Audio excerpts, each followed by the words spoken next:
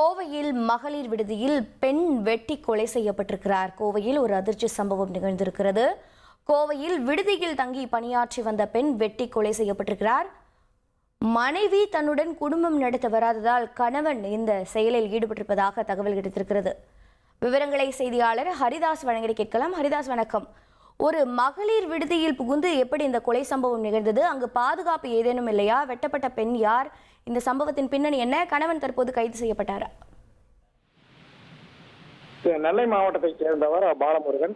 இவருக்கு பிரியா, அதே பகுதியைச் சேர்ந்த ஸ்ரீ பிரியா என்பவருக்கும் திருமணமாகி 2 குழந்தைகள் உள்ளன. ஒரு ஆண் மற்றும் ஒரு பெண் குழந்தைகள் உள்ளது.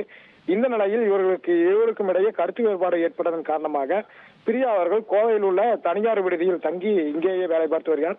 இந்த நிலையில் இவருடைய மகனுக்கும் சற்று மூளை வளர்ச்சி குறைவு இருந்துள்ளது. இதனால் அவர் மருத்துவ சேவையில் அவரது ஊரில் இருந்தே கண்காணித்து வந்துள்ளார்.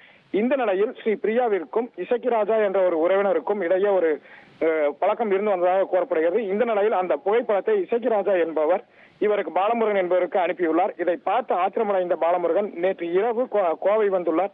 கோவை வந்து இங்கேயே தங்கி இருந்த அவர் இன்று அதிகாலை நேரம் அந்த மகளிர் விடுதியில் தங்கியிருந்த ஸ்ரீ பிரியாவை பார்ப்பதற்காக சென்றுள்ளார். அப்போது அதிகாலை நேரம் என்பதால் விடுதி திறக்கப்படவில்லை.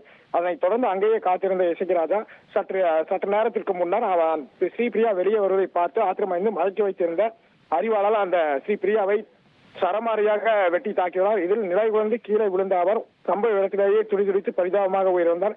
இதனைத் தொடர்ந்து அந்த பகுதியில் பெரும் பரபரப்பு ஏற்றது. அதனைத் தொடர்ந்து தற்போது போலீசார் அந்த பகுதியில் கண்காணிப்பு பணியில் ஈடுபட்டுள்ளனர். மேலும் தற்போது பாலமுருகனை கைது செய்து இந்த கொலைக்கு என்ன காரணம் என்பது குறித்து தீவிர விசாரணையில் மேற்கொண்டுள்ளனர். தற்போது கோவை மாவட்டத்தில் பட்டப்பகலில் விடுதியில் தங்கி இருந்த பெண்ணை கணவன் அறிவாளால் சரமாரியாக வெட்டிய சம்பவம் ஒரு பெரும் பரபரப்பையும் ஒரு அதிர்ச்சியையும் ஏற்படுத்தியுள்ளது. உங்களுடைய தகவல்களுக்கு நன்றி ஹரிதாஸ்.